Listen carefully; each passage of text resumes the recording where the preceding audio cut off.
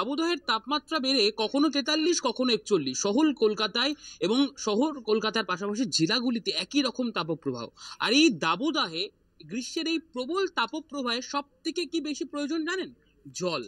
আর সেই জলের দাবিতে এবার বিক্ষোভ পানিহাটি পৌরসভার 28 নম্বর ওয়ার্ডে। স্থানীয় বাসিন্দাদের দাবি দীর্ঘদিন ধরে ওই অঞ্চলে জলকষ্টে ভুগতে হচ্ছে তাদের।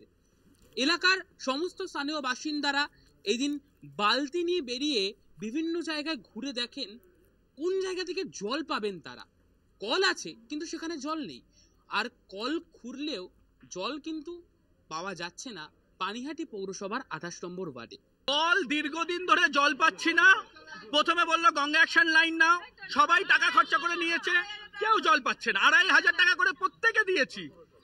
পানিহাটি পৌরসভা বললো গঙ্গা অ্যাকশন প্ল্যানের লাইন নিন, সবাই নিলাম, তারপরে একটা মানুষ জল পাচ্ছে না। এই গরমে প্রত্যেকটা মানুষ এদিক ওদিকে ছুটোছুটি করছে। রাস্তার কল সে তো অবস্থা খারাপ, বাড়িতে কাউর জল যাচ্ছে না। কয়েকটা পুকুর থেকে হয়তো ম্যানেজ করছি আমরা, খাওয়ার জল রান্নার জল সব কিনে কিনে খেতে হচ্ছে আমাদেরকে। এতদিন ধরে কেউ সরকার থেকে কোনো দায়িত্ব নেই। 10 বছর 20 বছর ধরে আজকে এই সমস্যা, কিন্তু এখন যা পরিস্থিতি তাতে মানুষ বাঁচার উপায় নেই।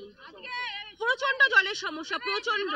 না সকালে জল আসে, না দুপুরে জল আসে, না বিকেলে জল আসে। ব্যাপারে আমি বারবার অভিযোগ জানাচ্ছি, পৌরসভাকে বলছি।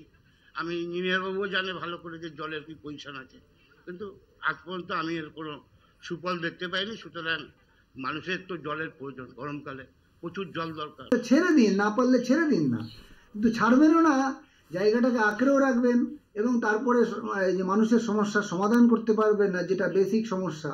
তো এইটা তো দীর্ঘদিন চলতে পারে না।